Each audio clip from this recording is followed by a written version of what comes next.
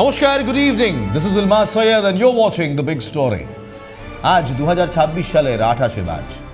আচ্ছা বলুন তো, দক্ষিণ এশিয়ার মানচিত্রটা কি বদলে দেওয়ার চেষ্টা চলছে? আমাদের ঘরের দোরগোড়ায় কি বিদেশি গোয়েন্দাদের একটা অদৃশ্য যুদ্ধ শুরু হয়ে গেছে এবং তাতে সিআইএ, আইএসআই একসঙ্গে ভারতকে আটকানোর চেষ্টা করছে। একদিকে নেপালের জেনজি বিপ্লবের নামে রক্তক্ষয়ী সংঘর্ষ, অন্যদিকে বাংলাদেশে ক্ষমতার পট পরিবর্তন। আরে ঠিক মাঝখানে ভারতের ভেতরে ধরা পড়ছে আমেরিকান মার্সেনারি আর ইউক্রেনীয় নাগরিকরা। শুধু তাই নয়, ভারত থেকে ধরা পড়ছে 12 জন আল কায়দা আইসিস টেররিস্ট। ভারতের উত্তর পূর্বাঞ্চলকে কি অস্থির করার ব্লুপ্রিন্ট তৈরি হয়েছে। আজকের এই 22 মিনিটে আমরা খোলাসা করব সিআইএ এবং আইএসআই এর সেই ডার্টি গেম প্ল্যান বা সেই ব্লুপ্রিন্টের, যা ভারতকে চারপাশ থেকে ঘিরে ফেলার চেষ্টা করার একটা উদাহরণ এবং প্রমাণ। শুরুতেই আসা যাক সেই খবরে, যা ভারতীয় গোয়েন্দা সংস্থাদের রাতের ঘুম উড়িয়ে দিয়েছে। গত শুক্রবার ভারতের বিভিন্ন বিমানবন্দর থেকে 7 জন বিদেশি নাগরিককে গ্রেফতার করেছে এনআইএ। এদের মধ্যে একজন আমেরিকান, নাম ম্যাথিউ ভ্যান ডাইক, একাধিক প্রতিবেদন আমরাও দেখিয়েছি। আর বাকি 6 জন ইউক্রেনের নাগরিক। সবাই নাকি ট্যুরিস্ট ভিসায় ভারতে বেড়াতে এসেছিল, কিন্তু এদের আসল কাজ ছিল মিজোরামের নিষিদ্ধ এলাকায় ঢুকে মায়ানমারের বিদ্রোহীদের তালিম দেওয়া এবং ড্রোন পাচার করা। এই 7 জন যখন ভারত থেকে পালানোর চেষ্টা করছিল, তখনই কলকাতা, লখনউ, দিল্লি বিমানবন্দর থেকে তাদের পাকড়াও করা হয়। প্রশ্ন হলো, একজন আমেরিকান ভাড়াটে গুন্ডা কেন মায়ানমার সীমান্তে বিদ্রোহীদের ড্রোন চালানোর ট্রেনিং দিচ্ছিল? কেনই বা ইউক্রেনীয় যুদ্ধ বিশেষজ্ঞরা ভারতের উত্তর পূর্বাঞ্চলে ঘোরাফেরা করছিল? এনআইএর চার্জশিট বলছে এরা মিজোরামের রেস্ট্রিক্টেড এরিয়া বা সংরক্ষিত এলাকায় অবৈধভাবে ঢুকে মায়ানমারের এথনিক গ্রুপগুলোকে অস্ত্র ও ড্রোন সরবরাহ করছিল। এই ম্যাথিউ ভ্যান ডাইক কে জানেন? কোনো সাধারণ পর্যটক নয়। 2011 সালে লিবিয়া গৃহযুদ্ধ, সিরিয়া, ভেনেজুয়েলা এবং সম্প্রতি ইউক্রেন, যেখানেই কোনো বিদ্রোহ বা অস্থিরতা তৈরি হয়েছে, সেখানে এই লোকটির উপস্থিতি দেখা গেছে। এ আসলে একজন ওয়ার ট্যুরিস্ট বা আমেরিকান মার্সেনারি। কিন্তু সে কি একা কাজ করছিল? তাকে পাঠিয়েছিল সিআইএ শ্যাডো এজেন্সি করে। ভূরাজনৈতিক বিশ্লেষকরা বলছেন, দক্ষিণ এশিয়ার এক নতুন ধরনের রেজিম চেঞ্জ বা শাসন ব্যবস্থা পরিবর্তনের খেলা শুরু হয়েছে, আর একে বলে ডিপ স্টেট অপারেশন। বাংলাদেশ থেকে নেপাল সর্বত্র এক অদ্ভুত মিল দেখা যাচ্ছে। হঠাৎ করে রাস্তায় নেমে আসছে ছাত্র যুব সমাজ, সোশ্যাল মিডিয়ায় ছড়িয়ে পড়ছে আগুনের মতো ক্ষোভ, আর ধসে পড়ছে নির্বাচিত সরকার। আপনি কি জানেন, আপনার হাতে থাকা এই স্মার্টফোন এখন সরকার ফেলে দেওয়ার অস্ত্র হিসেবে ব্যবহৃত হচ্ছে? নেপালে 26টি সোশ্যাল মিডিয়া প্ল্যাটফর্ম নিষিদ্ধ করার পর সেখানে পরিস্থিতি হাতের বাইরে চলে যায়। কিন্তু কেন মেটা নেপালের নিয়ম মানতে চাইল না, যেখানে টিকটক রাজি হয়েছিল? এখানেই লুকিয়ে আছে আসল রহস্য। নেপালের রাজধানী কাঠমান্ডু এখন রণক্ষেত্র। জেনজি বিপ্লবের জেরে উত্তাল গোটা দেশ। সেই দেশে সবে নির্বাচন হয়েছে এবং নির্বাচনের পর ব্যালেন শাহ, তিনি প্রধানমন্ত্রিত্ব গ্রহণ করতেই কেপি ওলি, পূর্ব প্রধানমন্ত্রীকে সরাসরি গ্রেফতার করা হয়েছে। যে আন্দোলনে ইতিমধ্যে বহু প্রাণ গেছে, সেই আন্দোলনের পরিস্থিতি এতটাই ভয়াবহ ছিল যে কাঠমান্ডুর রাস্তায় শুট অ্যাট সাইড বা দেখামাত্র গুলির অর্ডার দিতে হয়েছিল সেই সময় কর্তৃপক্ষকে। দুর্নীতি, বেকারত্ব, রাজনৈতিক অস্থিরতা, এর বিরুদ্ধে যুব সমাজের এই ক্ষোভ সত্যি অর্গ্যানিক, নাকি এর পেছনে বিদেশের মদত ছিল? আজ সকালে চাঞ্চল্যকর খবর এসেছে। নেপালের প্রাক্তন প্রধানমন্ত্রী কেপি শর্মা ওলিকে গ্রেফতার করা হয়েছে এবং এই জেনজি বিক্ষোভ দমনে হিংসাত্মক আচরণের অভিযোগে তাকে হেফাজতে নেওয়া হয়েছে। আর তার জায়গায় শপথ নিয়েছেন র্যাপার থেকে রাজনীতিবিদ হওয়া ব্যালেন শাহ। প্রশ্ন উঠছে, এই বদল কি সিআইএ এর ইচ্ছায় হলো? কারণ ব্যালেন শাহ ইজ সিআইএস ম্যান। নেপালে যা ঘটেছে তা বুঝতে হবে আমাদের পিছিয়ে যেতে হবে কয়েক বছর। বিশেষজ্ঞরা বলছে, নেপালের রাজনীতি এখন চীন, আমেরিকা আর ভারতের এক মাদার অফ অল ব্যাটলে পরিণত হয়েছে। ভারতের গোয়েন্দা সংস্থাগুলো অনেক দিন ধরেই সতর্ক করছিল যে কাঠমান্ডু উপত্যকার চারপাশে পাহাড়ে আমেরিকান অ্যাসেট বা এজেন্টরা ঘাঁটি গেড়ে বসে আছে। এদের লক্ষ্য একটাই, ভারত এবং ভারতকে চেপে রাখা। আপনারা হয়তো ভাবছেন, সোশ্যাল মিডিয়া কি আর বিপ্লব আনে? আরব্য বসন্ত কিংবা আরব স্প্রিং এর কথা মনে আছে? 2011 সালে সোশ্যাল মিডিয়া ব্যবহার করে যেভাবে একের পর এক মধ্যপ্রাচ্যের দেশে সরকার ফেলে দেওয়া হয়েছিল, সেই একই মডেল এখন দক্ষিণ এশিয়ায় প্রয়োগ করা হচ্ছে। নেপালের মেয়র ব্যালন শাহর উত্থানকে অনেকে আমেরিকান ব্যাকড বা সিআইএ ব্যাকড কিংবা সিআইএ সমর্থিত বলে মনে করছে। যুব সমাজের ক্ষোভ খাঁটি হতে পারে, কিন্তু সেই ক্ষোভকে কোন দিকে পরিচালিত করা হচ্ছে সেই খেলাটাই খেলছে এই সোশ্যাল মিডিয়া এবং আমেরিকান সিআইএ প্লেবুক। কেন নেপাল সরকার সোশ্যাল মিডিয়া ব্যান করলো? তথ্য বলছে মেটা এবং ইনস্টা নেপালের সরকারি নির্দেশিকা মেনে রেজিস্টার করতে অস্বীকার করেছিল, অথচ দেখুন টিকটক সেটা করেছিল। আমেরিকার এই প্রযুক্তি সংস্থাগুলো নেপালের নিয়ম কেন মানল না? কারণ তারা চেয়েছিল মাস মোবিলাইজেশন বা গণজমায়েত হোক, খোলা রাস্তা থাক, যা দিয়ে সরকারকে ফেলে দেওয়া সম্ভব হবে। নেপালের ঠিক আগে আমরা দেখেছি বাংলাদেশে কি ঘটেছিল। শেখ হাসিনা প্রকাশ্যেই অভিযোগ করেছিলেন যে একজন সাদা চামড়ার মানুষ তাকে হুমকি দিয়েছিল সেন্ট মার্টিন আইল্যান্ড বা বঙ্গোপসাগরের একটি দ্বীপ আমেরিকাকে না দিলে তাকে ক্ষমতা ছাড়তে হবে, এমনটাই ছিল ইঙ্গিত। শেষ পর্যন্ত ছাত্র আন্দোলনের নামে বাংলাদেশে যা হলো তা আজ সবার জানা। শেখ হাসিনাকে দেশ ছাড়তে হলো এবং ক্ষমতায় এলেন নোবেলজয়ী মোহাম্মদ ইউনূস, যাকে আমেরিকার ডিপ স্টেটের ঘনিষ্ঠ বলেই বলা হলো সর্বত্র। বাংলাদেশের এই অস্থিরতার সরাসরি প্রভাব পড়েছে ভারতের উত্তর পূর্বাঞ্চলে। মণিপুরের অশান্তি কি বাংলাদেশের মাটি থেকে উস্কে দেওয়া হয়েছিল? গোয়েন্দারা বলছে হ্যাঁ, উত্তর পূর্ব ভারতকে অশান্ত করে মায়ানমারের বিদ্রোহীদের সাহায্য করা এবং ভারতের নিরাপত্তা বিঘ্নিত করাই ছিল আসল লক্ষ্য। কিন্তু শত্রুরা শুধু সীমান্তের ওপারে নেই, ভেতরেও আছে। উত্তরপ্রদেশের লখনৌ থেকে মোরাদাবাদ একের পর এক ধরা পড়ছে আইএসআই এবং আইসিসের মডিউল। 19 বছরের এক বিডিএস ছাত্রকে গ্রেফতার করেছে ইউপিএটিএস, যে ভারতে খেলাফত প্রতিষ্ঠার স্বপ্ন দেখছিল। ভাবুন কাণ্ড। হরিশ আলী নামের 19 বছরের ছাত্রটি সোশ্যাল মিডিয়া এবং এনক্রিপ্টেড প্ল্যাটফর্ম যেমন সেশন এবং ডিসকর্ড ব্যবহার করে যুবকদের র্যাডিক্যালাইজ করছিল, মগজ ধোলাই করছিল। তার লক্ষ্য ছিল 2047 সালের মধ্যে ভারতকে ইসলামিক রাষ্ট্রে পরিণত করা। সে সরাসরি পাকিস্তানের হ্যান্ডলারদের সাথে যোগাযোগ রাখছিল। শুধু তাই না, লখনৌতে মৌলানা শামসুল নামের এক ব্যক্তির খোঁজ পেয়েছে পুলিশ, যে পাকিস্তান থেকে আসা টাকা ব্যবহার করে ধর্মান্তকরণ এবং ভারত বিরোধী এজেন্ডা চালাচ্ছিল। কাশ্মীরকে ভারত থেকে আলাদা করার প্রচার চালাচ্ছিল এই নেটওয়ার্কের মাধ্যমে। 2025 সালের এপ্রিল মাস পেহেলগাঁও হামলার পর ভারত শুরু করেছিল অপারেশন সিঁদুর। ভারতের সেই প্রত্যাঘাতের পর পাকিস্তান চুপ করে বসে নেই।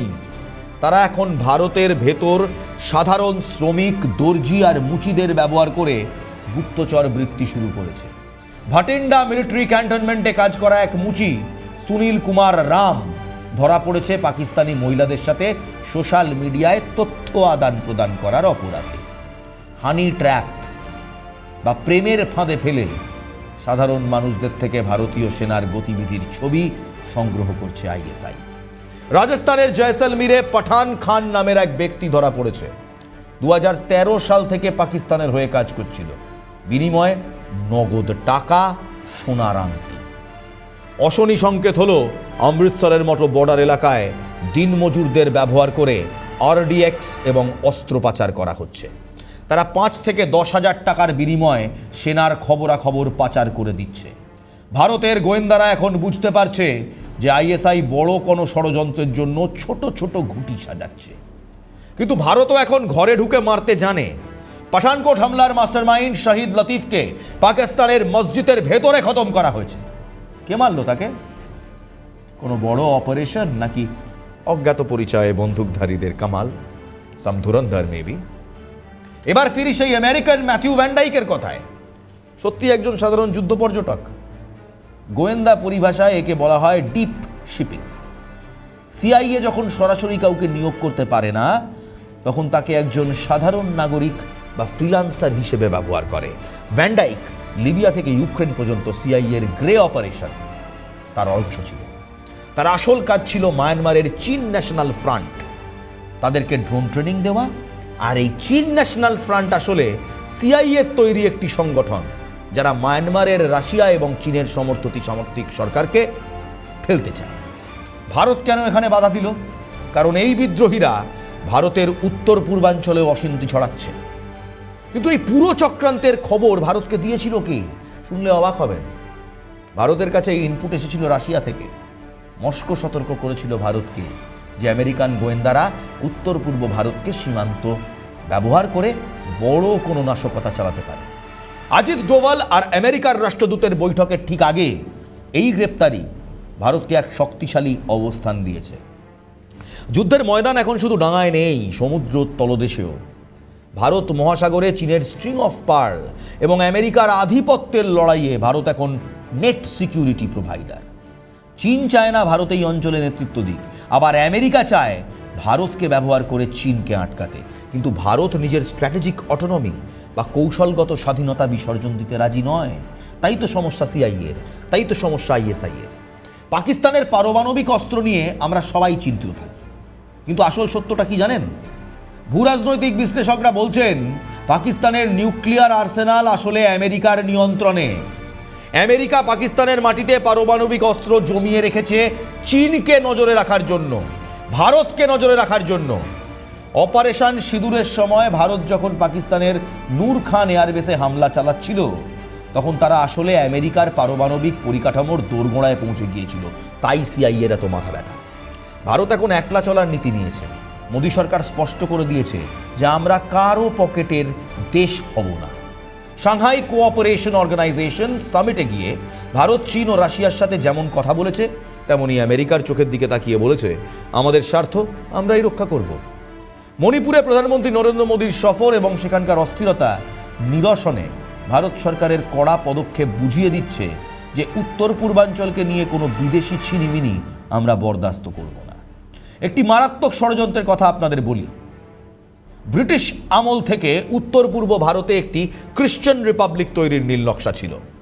আমেরিকা আজ সেই পুরনো এজেন্ডাকেই পুনরুজ্জীবিত করার চেষ্টা করছে, যাতে ওই অঞ্চলে একটি স্থায়ী আমেরিকান বেস তৈরি করা যায়। মণিপুর আর মিজোরাম অশান্তি কি তারই অংশ? ভারত এখন আর দমে থাকার দেশ নয়। আমরা জানি আমাদের শত্রু কারা, সেটা সীমান্তের ওপরে থাকা আইএসআই হোক বা ছদ্মবেশে আসা সিআইএ এজেন্ট। ভারত তার গোয়েন্দা নজরদারি আরও বাড়িয়ে দিচ্ছে। সাধারণ মানুষকেও সচেতন থাকতে হবে। সোশ্যাল মিডিয়ায় কোনো সুন্দরী মহিলার ফাঁদে বা কয়েক হাজার টাকার বিনিময়ে দেশের তথ্য পাচারের হাতছানি যেন কাউকে বিভ্রান্ত না করে। নেপাল এবং বাংলাদেশের অস্থিরতা আমাদের জন্য বড় শিক্ষা। বিদেশি সাহায্য সবসময় আশীর্বাদ হয় না, অনেক সময় তা নিয়ে আসে দলাদলি আর ধ্বংস। ভারত আজ বিশ্বমঞ্চে লিডিং পাওয়ার। আমরা কারো সাথে বন্ধুত্বের জন্য নিজেদের সার্বভৌমত্ব বিকিয়ে দেব না, সিআইএ হোক বা আইএসআই।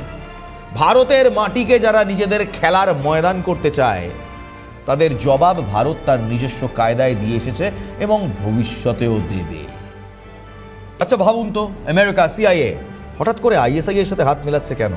মেলাচ্ছে কারণ আমেরিকা এবং সিআইএ তারা এই মুহূর্তে ভারতের এই উত্থান সহ্য করতে পারছে না। গতকালকের খবর, 12 জন আল কায়দা এবং আইসিস টেররিস্টকে গ্রেফতার করা হয়েছে, তাও আবার ভারতের বিভিন্ন জায়গা থেকে। তার মধ্যে একজনকে গ্রেফতার করা হয়েছে এই বাংলার বাঁকুড়া থেকে। একটা কথা ভাবুন তো, যেখানেই নির্বাচন সেখানেই আইসিস, আল কায়দা, সিআইএ কেন? আসামে নির্বাচন, উত্তর পূর্বকে অশান্ত করার জন্য সিআইএ। বাংলায় নির্বাচন, বাংলার আশেপাশে আইসিস, আইএসআই ব্যাকড হ্যান্ডলার্স। কেন? কারণ এই দুটো সংস্থা সিআইএ এবং আইএসআই হাতে হাত মিলিয়েছে। হাতে হাত মিলিয়ে তারা ভারতকে আটকাতে চায়। পেট্রো ডলার, আমেরিকার পেট্রো ডলারের মান পড়ছে, আমেরিকার পেট্রো ডলার ধ্বংস হয়ে যাচ্ছে। আর এই ধ্বংসলীলার সামনে মাথায় হাত চাপড়াচ্ছেন ডোনাল্ড ট্রাম্প। ডোনাল্ড ট্রাম্প জানেন শত্রুর শত্রু তাহার মিত্র। তাই আইএসআই কিংবা পাকিস্তানকে একেবারে পকেটে পুরে আমেরিকা ভারতের এগেনস্টে ব্যবহার করছে। এই 12 জন আল কায়দা, আইসিস, এরা কি করছিল?